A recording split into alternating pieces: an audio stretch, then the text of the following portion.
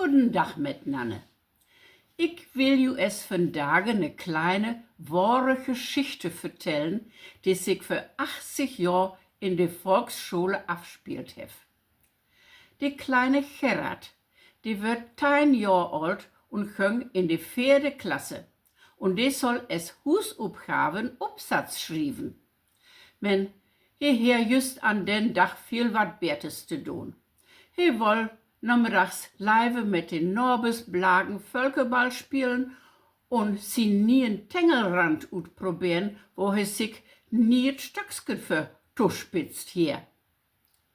Damals wird dat noch so, dat den Lehrer am nächsten Tag sich 3 oder 4 Kinder in die Klasse utzog, die ihren Absatz verlesen sollen. Gerard hoopete nu, dat he nicht een von de 62 Jungs tot verlesen opropen woer. Men, et kam eines.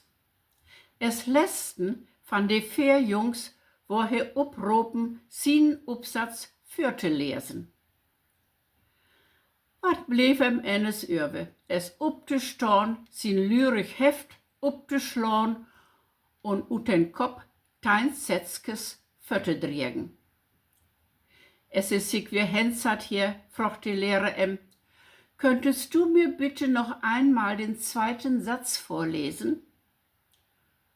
Da wurd Gerard benaut. He wusst nicht mehr, wat den 2. Satz war und he fängt an zu stürren.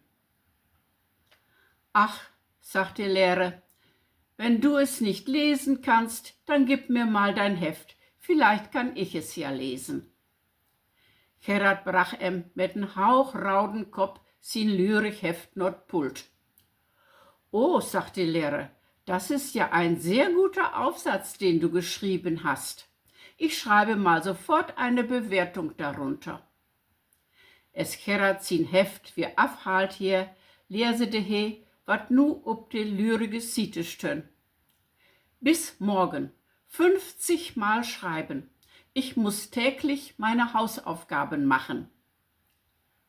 So, nu halt jo Kriegel und ich sag, gut gaan.